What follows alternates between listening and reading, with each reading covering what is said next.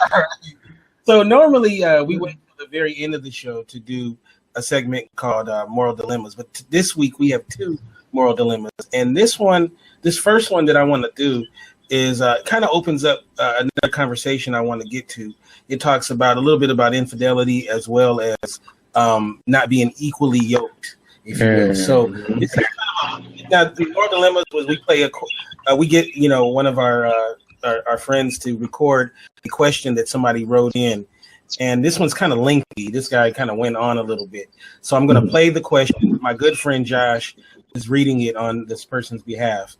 And so I'm going to play it. And then when we come out of it, we want to talk about it. And I think because it's a guy, so we're going to, Pat will get first dibs on kind of figuring out what this guy is looking for. So here we go. This one is, here's our first moral dilemma, and we'll save the last one for later in the show.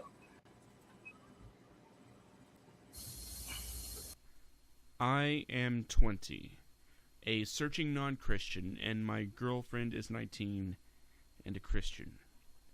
We've been dating for over 2 years and have put in a lot of solid foundation to hopefully get married in the future. We recently moved to university and live in different flats. One night, my girlfriend got too drunk and ended up snogging and being groped by her flatmate. I want to forgive her, and she told me the very next day, but I'm stuck with why. I am hurting so much. For the time being, we have imposed a one-drink rule for her, but this will make her feel controlled and should only be a short-term measure. I want a solution to our problems, as it has been a month and nothing especially constructive has happened. My girlfriend is very upset and doesn't know what she can do. She feels helpless. We both want our relationship to have shared values and meaning. Finding a church together would be good, but I have been lost my will to know or find God for myself for over a year now.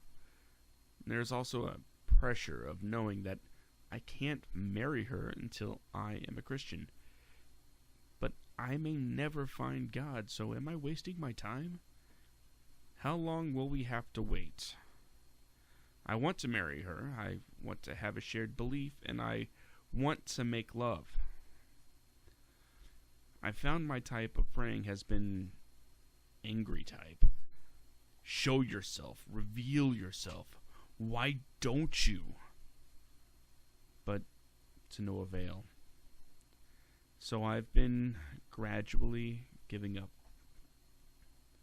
In short, I want us to move on. I want God to finally make himself real to me. And I want to be able to love my soulmate. If I was talking to God, I'd say, heal our wounds. Teach me to forgive and flip and show yourself. I'm fed up of not knowing you exist and getting no answer to my prayer. If I was talking to my girlfriend, I'd say, you've really hurt me, but I really love you. I need to see you love me. You're trying to find a way of saving our relationship and healing the wounds you gave me. Lastly, we've made many mistakes in our intimate life together, but since this major problem, we feel that so we need to make love. When we're rational, we want to wait till we're married. All right. So he said a lot there. So. Yeah, he did. I was actually taking notes. See, here's the things that I end up dealing with, you guys. Oh, God. Please hear me good. Please hear me good. These are the kind of relationships. Remember I said from the very beginning that what happens is people enter into relationships incorrectly and therefore they exit out the wrong way, the right way. They exit out because they finally figured out the right things they should have did when they entered in, but they did it butt backwards. Okay? Hear me good. Here's a couple of things that while you were talking or whoever was talking, number one, you're lost spiritually. So when we're talking about, being unequally yoked, it has nothing to do with color. It has to do with your belief systems. And here's the thing, my God, in the beginning, we think that we can put on a super cape and just love people past the relationship issues that's showing up in the very beginning. And the truth of the matter is you can't accept that. You can't, because here's the thing. The things that you don't deal with in the beginning will be the very things that destroy you in the end. And you can mark my words on that. I see it time and time and time again. So number two, you have trust issues. If you have trust issues with this person from before you guys got together, then why in the heck are you trying to pursue it? Number three, lack of understanding of your own purpose. When men ask me, there was a gentleman who came to my class, and please hear me on this one. This is a man. He had said to me, he's going through my divorce and separation care program, meaning that he obviously is going through a divorce, but now he's dating 2 other women. So he said, Pat, I'm kind of confused. I don't know what I should do. I like this woman and I like that woman. What should I do? Here's the one question, and you write this down.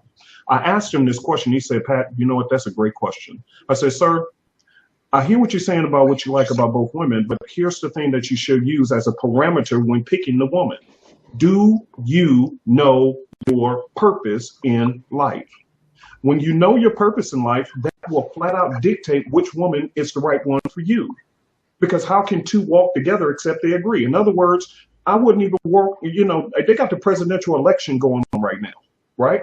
Okay, here, fill me on this. So you have Donald Trump and his running mate, and you have Clinton and her running mate. We call them running mates because that's the person who's supposed to run alongside you. Why is it that we just pick wrong running mates? Pick a person as if you were picking a business partner, because at the end of the day, after the sex is gone and the 20 minutes of thrill is over, you still got, 23 hours and 40 minutes left to deal with this person. Why the sex gotta be gone? No, you got the 23 hours and 40 minutes used up on sex and 20 minutes left for the rest. Hey. Okay, sorry. Finish your point. Last but not least, one more. Sir, you sound too needy.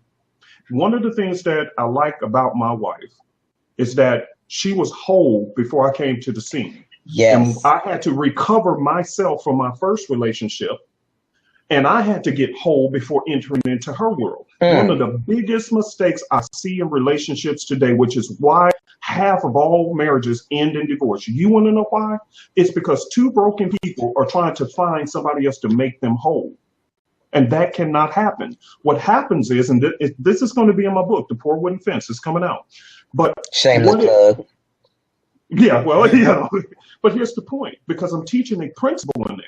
Yes. When you come to a relationship full of needs, then you're not strong. But what you don't realize is that the other person has needs as well. So both of you guys are entering into the relationship because you need something from the other. In other words, you are using the other person to fill a gap in your life that you won't take over yourself. And it never works out. Never. I think that comes with a misconception that people have always said it's 50-50. It's not 50-50. It's 100-100. Because I don't want 50% of anybody. And if you give me 50%, then that means you're lacking the rest of it. So bring your 100, I bring my 100. So you need somebody complete. And here's the thing. I'm not saying that you want everybody who's going to enter into a relationship as 100% complete. What I am saying is that I think the best relationships... 50-50. Yeah, it ain't 50-50, but I really think that some of the most successful relationships I have seen so far is when 2 people are self-discovery type of people, meaning they're willing to do the homework on themselves, whether you're in the picture or whether you're not. And they're trying to get whole. They become students of themselves. They try to heal themselves. They're not seeking you to heal them. Your name ain't Jesus. I mean, real talk. That's real. But I see these are the things that causes relationships to consistently keep falling apart. You come to the table with hardly nothing to offer. And then you're expecting somebody to give you 100% when you only offering 20% with your needy self. And I'm not putting anybody down, but I'm just saying this is what I see. Yeah, no, you complete me. That's a movie. Yeah, it is. It really is. See, I'm complete whether you're here or not. I can stand on my own 2 feet whether you're here or not. What happens is when I know my purpose and my reason for being here, I'm going to pursue that regardless, okay? But then when I meet the right person, they will enhance what I'm doing. Here's the thing. In the Bible, they call it a woman the helpmeet. What that actually means, a helpmeet actually means she is a complement to you. She can enhance you. In other words, you have to have a plan, brother. You have to have a plan. Because here's the thing. You want to know why women, and I'm not saying, and y'all can answer this, maybe you know different. But from my studies and what I do, I see it all the time. A woman gets frustrated when she's with a man who don't know what he's doing. A woman will get frustrated with that man when he has no plan and he's supposed to be the quote unquote head of the household, but the head don't know where the head is supposed to be going. You're heading nowhere. And now she gets frustrated and then she starts doing her own thing. Why? Because she's equipped and built to be a support system to your plan. But because you don't have a plan, she'll make up her own. Now you saying, oh, well, you trying to do things without me. Well, why wouldn't she? You ain't offering nothing, brother. Now, ladies, y'all can take it from there and see if I'm wrong. I mean, if I'm wrong, I'm wrong. I just don't want you to say the head that many times. You just said the head don't know where the head is going. The head. I was in the wrong place in my mind. So don't say the head that many times in the row. Go ahead. You're thinking about the wrong head. Because my husband walked in the room and started thrusting in the air. So I was over here laughing. I couldn't even focus. Y'all, you know, we have fun. So I was like, why are you?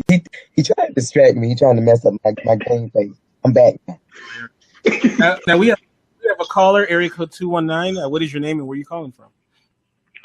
Well, what's up, Kente? This is Alan Roger Curry calling in, and I got a question. Look at Rasheem's face.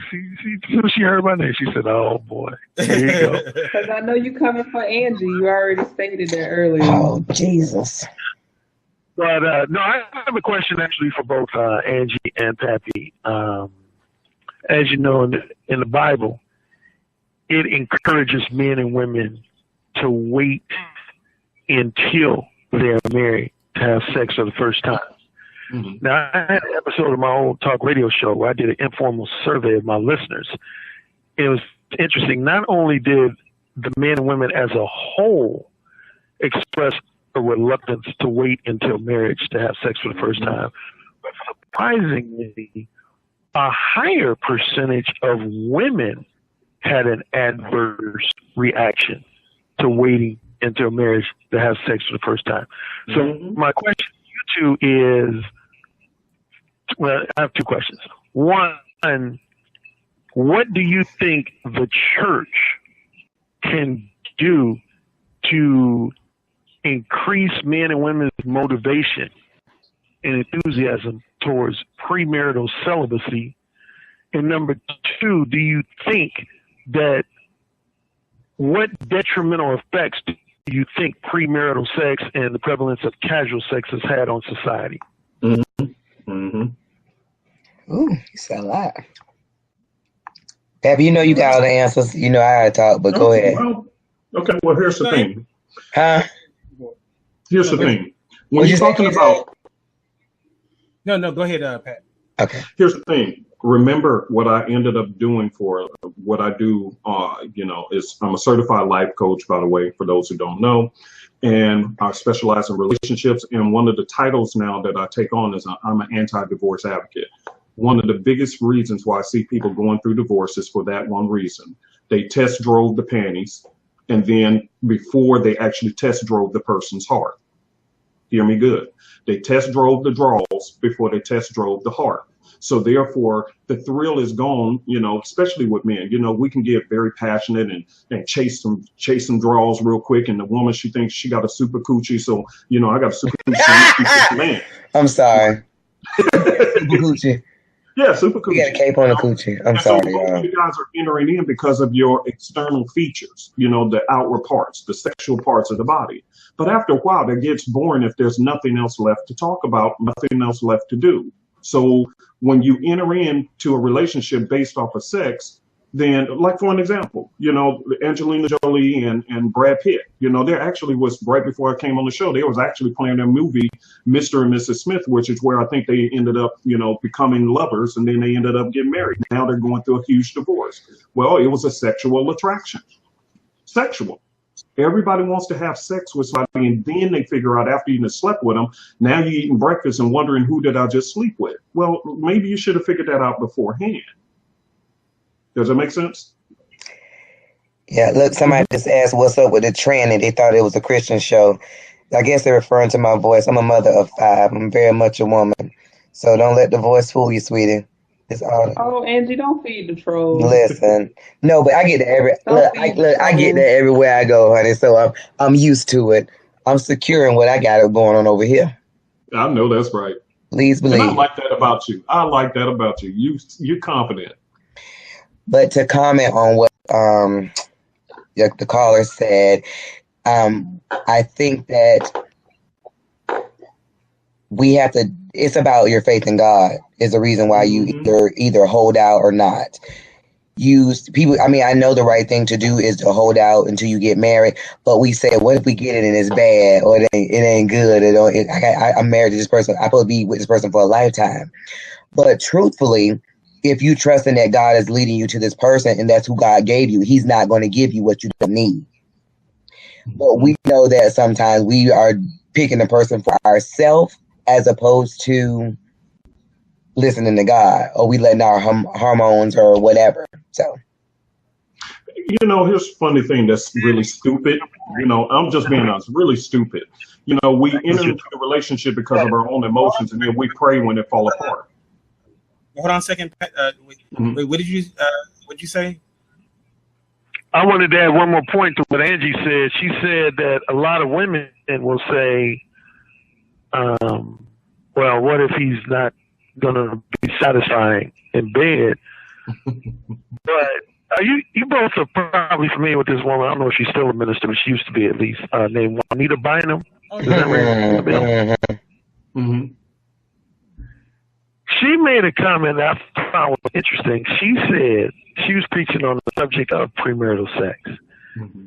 And she said, she was telling the women in the church that it was unfair to their husbands to be highly sexually active prior to marriage, because she said, say if a woman goes into marriage having 10 sex partners, and some guy, let's say his name was JoJo. JoJo just rocked her world. I mean, just turned her out. She said if that woman's husband sex skills does not match up to JoJo, then she's going to be reminiscent on JoJo throughout the whole marriage. But she said if you go into marriage with no sexual past, then you have no reference point. You have nobody to compare your husband to. But what's interesting about what you said, Angie, is that when I did this informal survey I was referring to with my show, that was the number one reason why most women said they didn't want to wait, is because they said, I got to know it, putting it bluntly, they said, I got to know if the dick is good before I exchange vows. I want to know if the dick is going to be good. Listen, but that's valid, but to Juanita Bynum's point, if you didn't have a sexual plan, how would you know what good dick is anyway? Well, it's gonna be good because you don't know no better. And if this is what I got, then this is great to me. So I don't know any better. But so I listen. I actually agree with her in principle and what we're supposed to do. You should save yourself a marriage that leaves that you don't have to worry about. Not thinking about your ex and thinking about who did what and how they used to flip you and whatever. And now this person don't do it like that or don't lay it down like this person. So I agree on that part. But I did, and when I was in college, I did a video on relationships because I've always been curious about that, even before my husband and I were married and that we got into this. Because I used to just wonder about some dynamics of relationships. And I did like a women and men together, married, single, divorced, all different ideas. I also did one with all women and all men. And my answer was, if person doesn't have good sex, is it a deal breaker? They have everything else. If it's a man, he has a good job, he looks good, got a house, he got this, he got that, but he does not lay it down, is it a deal breaker? Do you know every woman said that is a deal breaker? The men surprisingly said it is not a deal breaker. I thought that was going to be the opposite, but majority of women feel like I need to know that he gonna lay it down. But on another level, I mean, it ain't right spiritually. But I understand, because when I don't like you, I need you to come in and do some monkey love and make me be back in love with you again. Monkey love. Monkey love. You know, that's that wild stuff. That's when you just be hopping around the house, child. Like on what's that, the baby boy? Remember he was in the kitchen cooking naked. Can't you just Some monkey your love. person of your person of faith, Angie? Girl, that face you make. My facial expressions are really bad. Don't do that. You ain't gonna funny. That monkey love. But Angie, Angie, can't you, as a person of faith, can't you just pray over the penis and say the blood of Jesus? Yeah. Let me tell you something. The blood of Jesus won't cure. A little ding-a-ling it won't cure. And somebody that can't thrust. If you can pour oil and Crisco, and if she got a dry coochie, it ain't gonna get wet. Wait a minute. Didn't Jesus walk on water? Yeah, he walked on water. You don't want water. You want the viscosity to be right in that area. So if that viscosity ain't right, it ain't right. So you can pray, but you better say, Lord, you know I need somebody. See, the Lord knew what I needed. I need somebody that's going to choke me a little bit till I'm woozy and push me up against the wall, but then love me too. I need all that. No, I'm just kidding. I ain't about to mess about it. I need a little balance in my life, but I'm just saying, I can't have, now, I don't know you, Pappy, but you look like you real reserved. Now, you might do something. I'm just saying, you look like you be like, I'm gonna tear that thing up, baby. I need my husband to talk a little ratchet to me. Get your behind up. I'd be like, what? Who just said, it's yours, daddy. It's yours, daddy. I need that. What I need in my life. I need somebody that's gonna talk like. Here's the thing. You remember what you said earlier? A woman in the streets and a freak in the bed. Well, same thing with brothers sometimes. I understand. I'm just saying. When this camera go off, you understand what I'm saying? A brother ready. He on point. Seems like you're ready. All right, on point. But I wanted to say something. I just did a video on my page called Hot Sex, Broken Heart. Hot Sex, Broken Heart. Yeah, hot sex, broken heart. Because here's the thing. A lot of these women, they all about the sex. Oh, it's going to be some good sex. But the thing is, you worried about this man's dick. But the problem is that you're not checking out his heart. No, but the problem is once that thrill is gone, he gets tired of you. Because you pursued him for the wrong reason sometimes. You chasing this man for sex. They're not saying you because you're married. But I'm saying a lot of these women that I know is going through these things. They entered in because they wanted some sex, and now their heart is broken because the brother cut out on them. He done dropped a seed, made a baby, and cut out on her. He cheating with her best friend. All these different things are happening because you want some hot sex, but you ain't checking out who you having the hot sex with. You ain't doing enough homework on these dudes. Or vice versa, guys, because I ain't trying to, say it's all women, but most of the time it is. Too big a rush. Slow down. Kente, if you don't mind, could I ask Pappy one more question? Sure. Hey, Pappy, along those same lines, a lot of the guys I work with and converse with, one of their big complaints in today's society is that a lot of women are not really looking for the total package in a man. They more so, in the same way a lot of women would criticize men sometimes for putting too much emphasis on the sexual component of a relationship or marriage. A lot of men's criticism is that they feel like a lot of women today will basically get their freak on, say, between 18 and 29 or 18 to 35. And then once they reach the age of, say, 35, 36, they start looking for what I refer to and what they refer to as a platonic husband. So they want the guy, as you say, with the good heart. They're not even trying. What's that? What's a platonic husband? I'm sorry, I ain't trying to be funny, but what's that? I wonder the same. Platonic women, and there's quite a few of them out here. I actually wrote an article a couple of years ago when I used to write for the Examiner.com, because there's a site called Black People Meet. And I wanted to do an informal survey of some women on this site. And without getting into a long story, 40% of the women that I surveyed, they said sex was their lowest priority for finding a future companion or a future husband. Mm-hmm. They wanted more so the non-sexual companionship. So I guess my question to Patty, speaking of the good heart versus good sex discussion, do you think a marriage can survive if a woman has a less than average degree of enthusiasm towards sex? Yeah, I think it can. I really do think it can. Here's the reason why. Because a good man will not make the sex the number one priority for staying in a relationship or leaving. If that's your reason for leaving, then you wasn't the right fit in the first place. Because again, what we do is we segment to this one thing about a person that we like that's supposed to satisfy us, and we don't look at their other qualities. And so therefore, when this person can no longer do what they did to initially give us that little thrill, then all of a sudden we're ready to move on to the next thing. But see, how flimsy is that kind of relationship? That's why, when people walk down the aisle, I really don't have that excitement to see that happening anymore, because I really don't think that premarital counseling is as in depth as it should be. Because if I was doing the premarital counseling, I'm going to ask you behind the tough questions. If this person no longer could have sex with you, then would you stay with them? As a matter of fact, I'm reading a book right now that I think all men should read, and women too, called Every Man's Battle.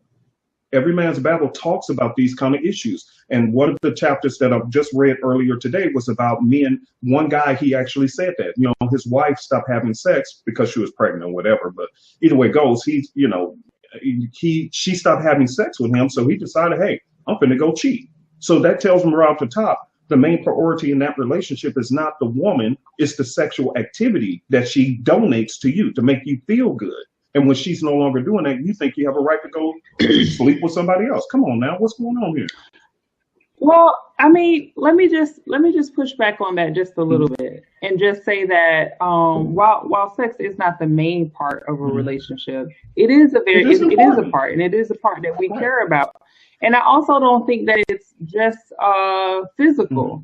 I think there is an emotional, deep bonding that goes on with that. Yep. And I think when you cut that off, you're not just cutting off physical touch, you're cutting off that connection and that bonding. So I think if a person is withdrawing that, I'm not just withdrawing my vagina, I'm withdrawing my love. Exactly. I'm withdrawing our connection.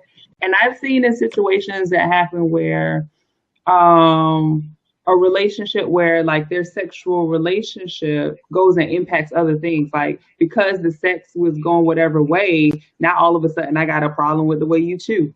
Like you've been chewing the same way the whole time. I got a problem with this, or I got a problem with that thing. No, let me leave that alone. I'll leave that one for you. Black love, I'll leave that one for you. But here's the thing. Right. Here's the thing. Your own point. Your own point. Because, when it comes to sexual activity, it is critically important. But here's the thing I would ask in a relationship. If the person was sexually active with you in the beginning and they're no longer sexually active, the question is not the question is not that the person actually stopped being sexually active. The question is why?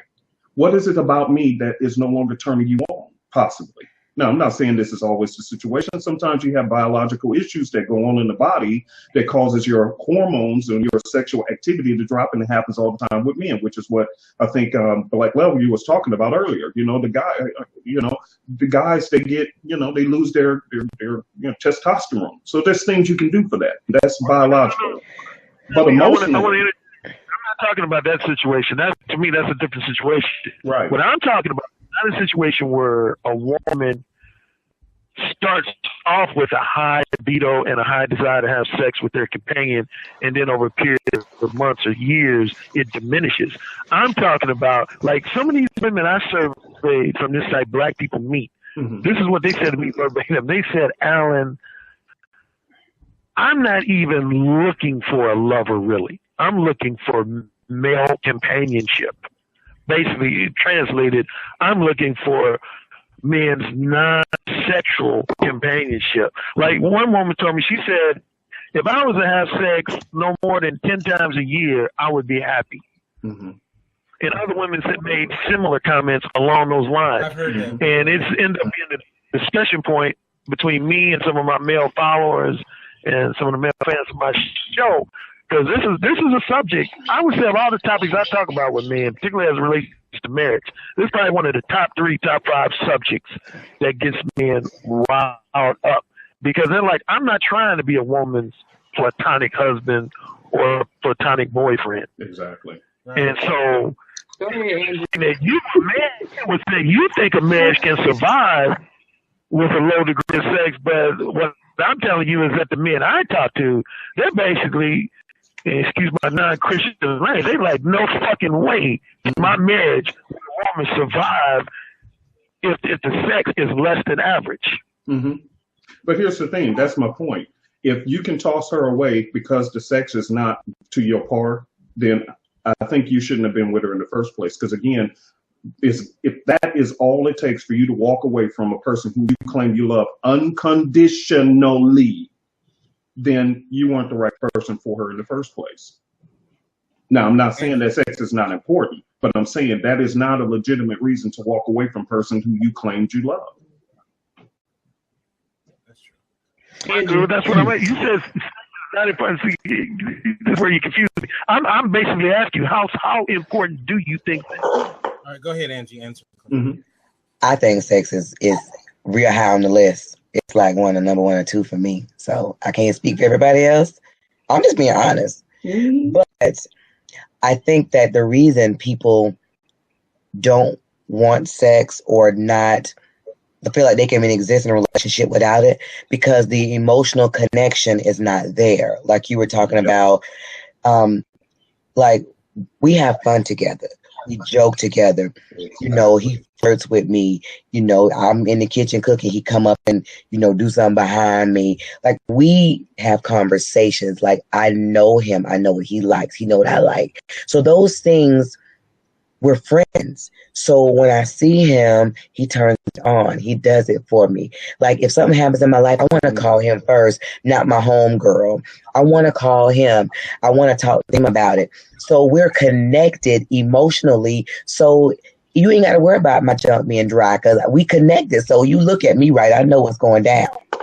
But we forget about the time it takes to invest to get to that level. And I mean, I joke around about that, but it took years of us investing time together, getting to know each other, loving one another, connecting. So now we don't have those other issues because we're connected. So it's times I know what you need. You might need me just to lay here with you, but you might need a release in your spirit that might make you get your mind right. He loved to say when I'm acting silly around the house, if I'm being mean, he tell me, you need your medicine. And it's oftentimes, once you get that release, you be like, you want me to cook you something to eat? I couldn't stand you 5 minutes ago. But sometimes you just need that emotional connection. And I believe sex is vitally important to a marriage. And I believe it starts long before you get to the bedroom. But see, that's my point. And you're on point. You hit it the nail on the head. That's my point. What are you doing? What are you doing to make the environment for sex feel good? You know what? One of the biggest complaints, and maybe you should do a survey on this. How many women out there have a man who does have sex with them, but makes them feel like they're nothing but a toy that he's playing with? Once they get done hopping on top of her and doing their little thing and hop up off of her, she feels used. I mean, that's the truth. So ask that question. How many women feel used? Well, the thing about it, women, speaking from a woman's standpoint, and you can chime in, women want to be seen and feel important. Yes. And so it comes to the point where if I feel like you're not paying any attention to me until you want sex, then that's when it doesn't seem important to me. Why do I have to do without it? Exactly. But if I feel like you be like, hey, babe, how you doing? Are you my baby? If I feel like you love me, you see me, then it's on and popping. Because listen to what his question was. Listen to what the women said. The women said they wanted a companion. See, they didn't say sex. Why? Because they want somebody to love them first, then they'll give the sex. but the men want the sex first and without the companionship. Why do you think she keeps saying her relationship is great? Because they do so much outside the bedroom. The bedroom is just icing on top of the cake. Yeah, we do it outside the bedroom. I mean, you know what I mean. I know you do. I'm just joking. Elevators, pool table. Everywhere. Yeah. I mean, I think one of the things too that I feel like Angie really highlights is that foreplay is an ongoing thing for women, and I think with men it doesn't take them a whole, like my husband, it really don't take him a whole lot to turn him on. Like it really don't. Like I could be like, "You ready?" He's like, "Yeah." Like on point. And with me, like I need, like, don't just come in that moment. I need a hug in the morning. I need a caress. I need a kiss. I need a call in the middle of the day. Like I need all of that to build up to that. Right. Like if that's our first contact, which it never is, but if that's our first contact, I'm not going to be ready. And I think when you say those things like y'all having conversations, y'all are joking, he's thrusting in the air, all of those things are, a form of foreplay, a form of build up to that. So I think that could possibly also contribute to when women are saying, I want a companion, and they probably will end up in that companionship being more sexually expressive. Absolutely. Because that person is doing all of these things that kind of, cultivate that, as opposed to just let's just get straight to the sex, which I get that is easy for you guys to turn on. But here's the thing. I mean, I have a question. I say this real quick because I just want to throw this in and I'll be quiet. The definition of foreplay, the word "for" in that terminology means before play. So before you play, are you doing anything? So when you say foreplay, that's what it means. Before you start playing in the sheets, what did you do before then to make her feel wanted and desired by you, versus just being treating her like a prostitute? I'm sorry, sis. Go ahead. I hear you say that if a person can leave, if a man can leave a woman, or a person can leave because of the lack of sex, then that wasn't the person for you and they didn't love you, or something to that effect that you've said. I don't know if I necessarily agree with that. Okay. Because I'm a sexually different person. I am too. And I'm waiting for this show to get over because I'm about to go. No, I'm gonna stop. My husband don't feel way. He just came in here and brought me some orange juice. See, it's fine. And again, he threw it in the air again. Get out. And he put it on the bedpost. Baby, go. Please, that's an investment for later. Exactly. Invest in me. Foreplay. Yeah. Invest in me. But why do you Keep telling me I need you to be well. But why do you disagree, though? I really want to. Well, I'm saying because sex is a vital part of marriage. Yes, it is. Marriage. And so I'm not saying that if somebody gets, like, you see people that have an issue and they can't, like I was with all my pregnancies, I had triplets, so I was on bed rest. I had my last baby, I was on bed rest. We couldn't do nothing in that time. He was so attentive and caring, but on a normal circumstance, I couldn't see being in a sexless marriage. I didn't know there was such a thing until we started doing marital counseling and people being in relationships and not having sex. That's so far-fetched for me. I think that's that connection. That's that get back. When you were dating and you was in high school, y'all break up to make up. That's to say, if you're mad at him and then you come home and then he, got the music on, you be like, okay, I see you. That just kind of set the mood. But if you have that area is gone, all you're living in is logistics. Bills, children, work. Do you think that if something happened where your husband could not perform sexually, you wouldn't leave him for that? Not at this point. I'm old. Man, we done been together too long. I ain't got time to train nobody again. It took me too many years to train him right. Listen, at this point, it took me too long to train him. So I ain't got enough time in the day. If a lightning bolt strikes his junk and he can't do it no more, so you wouldn't leave him, right? No, but you got to use something. What else you gonna be able to do? You got to find a way to do something now.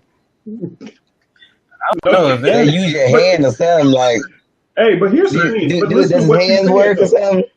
But here's what you said, sis. When you was pregnant and you couldn't have sex, you said he was attentive. See, that was my point. The brother is paying attention to you because he loves you. And sex is a part of the relationship. It's not the whole thing. And I just think that a lot of relationships is all based on sex and nothing else, which is why we're seeing so many divorces take place. And what is many of the divorces because of? Somebody went out and had sex with somebody else. But that's because of non-communication and non-connectivity. That's not because of the sex. The sex is the cheating and infidelity is a byproduct of the non-connectivity and the non-communication. It's times that we went through a time where he was going through a phase and he wasn't giving me, compliments. He wasn't, telling me that I was beautiful for him. He wasn't telling me I was fine. And I said, listen, I've been thinking about cheating. I go by the corner store where the little drunk dudes be talking about how fine I am and how big my booty is every day. There's a problem. You got to fix it. Because I shouldn't be wanting attention from somebody else. Now, and was y'all highly sexually during that time? But the issue is most women won't say that to their man. Because, and I wasn't telling him like, you ain't nothing. But I said, listen, I'm finding myself doing stuff out of my character to get attention because I'm not getting it from you. And he first came back like, well, that's you. You need to talk to God. But he fixed it. He talked junk, but he fixed it. See, my husband gonna talk some junk, but he gonna fix it. But here's the question, though. But here's the thing, see, women don't tell you what the problem is. They just want man to be psychic and figure it out. But here's the question, though. Here's the question. When you guys were going through that situation, were you highly sexually active during that time with him? When he was not paying attention to you? You want the truth? No lie. If he would give it to me, yeah. But in other words, what my question is, now that he's paying you full attention, it sounds like you guys have a full. Oh Lord, my son in here. Get off, boy. He can't hear us because you got earphones, right? Yeah, he got earphones. No. He in the chat. You see Cedric Thomas Jr.? That's my 21-year-old son. Oh, okay. No. We're talking about praising the Lord. No. Listen, I told you my kids know us. That's why he put laugh out loud. But no, I mean, but like I said, we still were sexually active, but the drive, when you're not connecting, the drive is not there like it is before. He wasn't trying to get on me, and I wasn't trying to get on him. But if he wanted, I get it. If he wanted, I get it. Now, it's interesting. Alan brings up a point that I was going to make. It was going to be the second moral dilemma, but since he brought it up, I think it's good. He wants to know, how does triple X rated dirty talk? I thought he said a little bit more than that when he was trying to say it verbally. But he says triple X rated dirty talk fit into a Christian marriage. I think you guys don't mind that. That's part of it, right? What happened? He's talking dirty talk. Triple X dirty talk. What does that mean? An example. Girl, come on, man. Quit playing. No, I'm not being. Right now, I'm being serious. Like, what does that mean? Like, is that saying like instead of saying vagina, not saying vagina like she did, saying pussy? Is that what you're talking about? Is that the difference? I believe so. I need that in my life. My husband got to do that. He ain't nowhere near saved if he ain't doing that. Right? You got to get that right. I need that part. That's in here with us. I need the dirty talk. I need that in my life. Motivation, right? Yeah.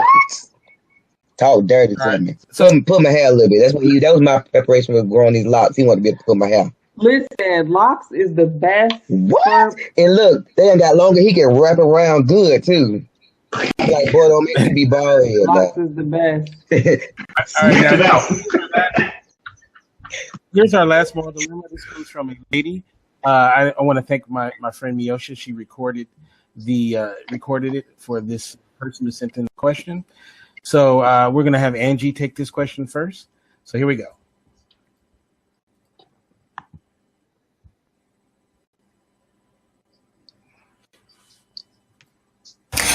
God was speaking to me and told me not to have sex with my boyfriend, but I did not listen. A few weeks later, we split up. I have never felt so bad. I lost my boyfriend and threw away my virginity. What shall I do now? I really wish I did what God told me.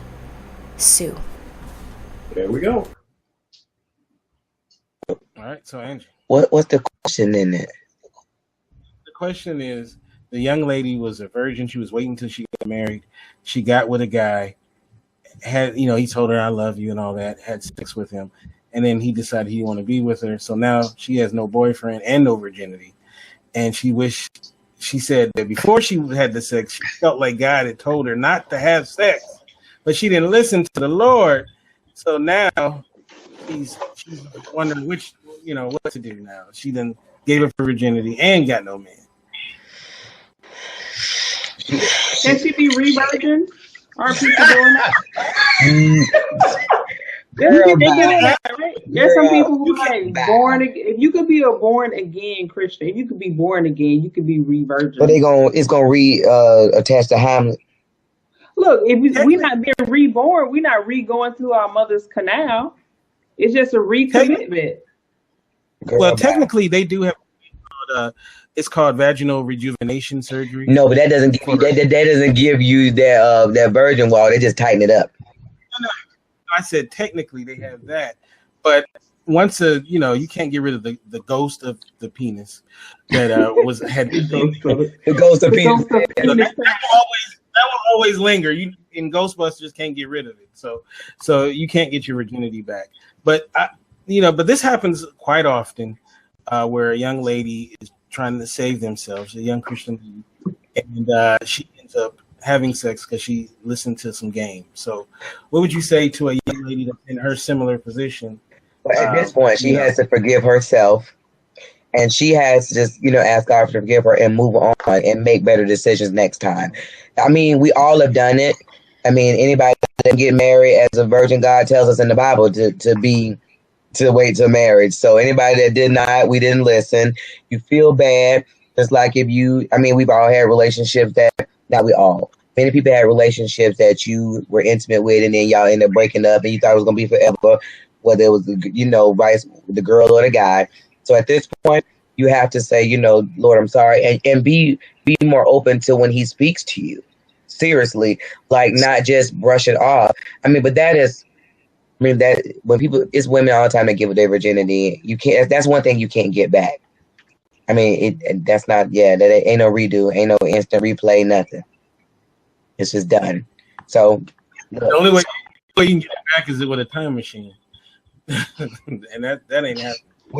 I really like what you said, Angie, about her forgiving herself and moving forward, because if we tell them that now they are destroyed or they're ruined or they're nothing, then all that does is going to lead her down the road. It's like, I might as well just sleep with everybody now. I might as well just, but just having that sense of redemption and forgive yourself, ask for forgiveness, move forward. Well, women are especially hard on ourselves when we make mistakes.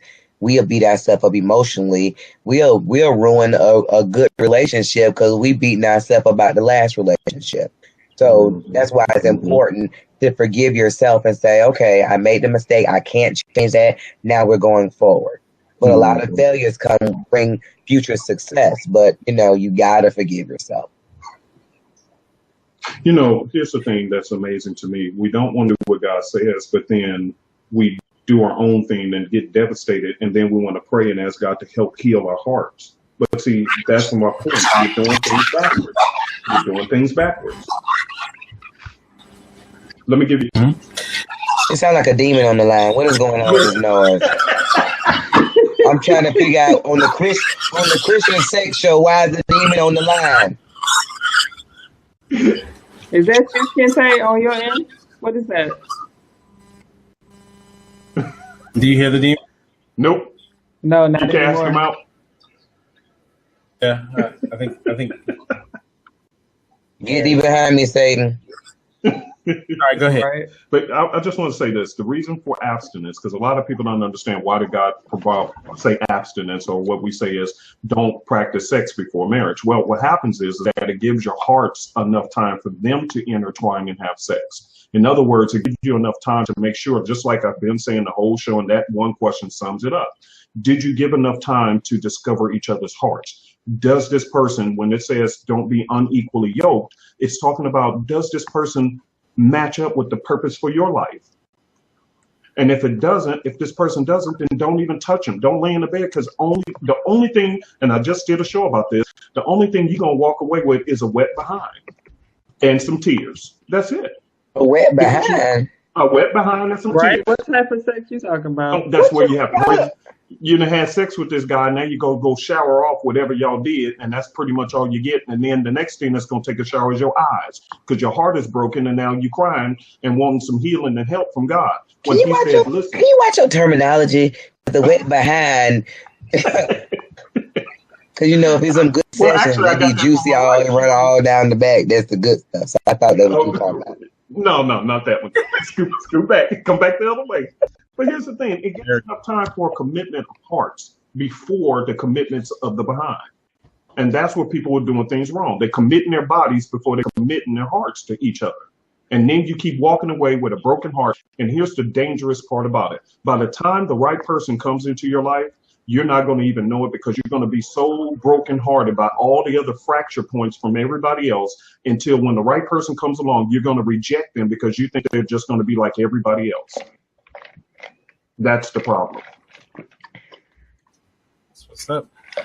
Well, I want to thank this panel. You guys were awesome. Thank you for coming on debate night to do the show. I want to first start off, of course, ladies first. Angie, are you? Yes, you can find us on Black Love United on Facebook. You can find us on Black Love United on Twitter, Black Love United on Instagram.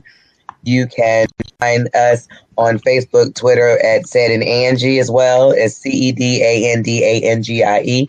Said and Angie is where we do more of our speaking engagements. Black Love is more of our events. We have like annual Christmas gala.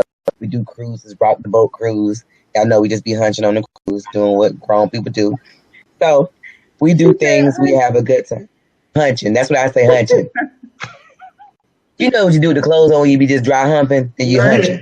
That's what we said when we was little, so I still say hunching. See, that's one of my old terminologies I can't let go, to hunching. Oh, I love that. Yes, but I really enjoyed this conversation. Don't let this be my last time, because I was acting out. I was acting out a little bit. No, never. We got to get you back on. Look, we can't have my husband at the same time, because I just see that he gonna act up. If he can come hump in the air, he not gonna act right.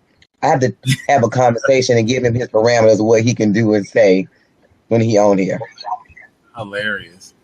All right, so Pat, how can we get you in social media and such? Yeah, just hit me on my Facebook page, which is The Conflicts of Life, and also that's my email address, theconflictsoflife@gmail.com. theconflictsoflife@gmail.com. And also, like I said, my wife's Facebook page, I would strongly suggest people go there. She's very inspirational to an international audience, and that's Conversations with Sagacity, SAGACITY, Saga City. That's how you can spell it. So, did you ever put the link in there, Kente? Yeah, it's our Facebook page. I put it in there. Here, I'll put it in one more time. And she has a new book coming out. As a matter of fact, we just had a massive photo shoot for her new book that's coming out. So, hey, listen, I forgot. We're doing a conference. We were booked for a conference in New Orleans, the weekend of February 3rd and 4th. We got an all-white party. Yeah, we have a good time. You know, we have game night, but we're running. It's somebody else booked us, but we're doing the whole thing. So we have breakout session with the men. We're doing game night, so we'll be humping on some balloons and humping on each other. So I'm just saying, you want to get wet and go there? Oh, honey, we teach on humping. We want people to understand that you got to hump in order to get through them hump. Want to do it? Want to do it? All right, so go ahead, Rasheem. How can people get you on social media? And I know you got a couple of shows coming up. Yep. You can catch me at ShavillaRasheem.com. You can also catch me on Twitter at @srasheen. And you can friend me on Facebook using the link that I just put in the chat. But the name on Facebook is Rasheen. My channel here on Fire Talk is firetalk.com/Rasheen. And the next show that I have coming up on a show that I do is called the show is called The Counter Narrative. And the next show is Race, Politics, and Social Justice, October 1st, 9:30, every Saturday at 9:30 p.m. Eastern Standard Time. All right. Do you have a show on Thursday? Yes. Yours, Mine, and Hers is a show that I do with the fantastic So Steph. Our topic that we have coming up will be sent out very shortly. It's something juicy and delicious. But so this coming Thursday, Hers, Mine, and Yours. If you just go firetalk.com/Hers, Mine, and Yours. All right. And you can follow me at KenteF on Twitter. And also this Thursday, we have a new episode of The Spotlight, 6 p.m. Pacific, 9 p.m. Eastern. She said I kicked her out. I most certainly didn't do that. Next week, we have the all-male panel, and Rasheem will be there for that as well. But we're going to be interviewing on the show Aaron as well. Aaron Goodwin. You may know him from Blab and different stuff. And also, we have my good friend, actor Richie B. Jacobs, is going to be the guest next week as well. So, looking forward to that. And we have a lot of stuff coming up over this next couple of weeks. And I'm really happy with the way everything's been going. And I want you guys to have a beautiful week, and God bless.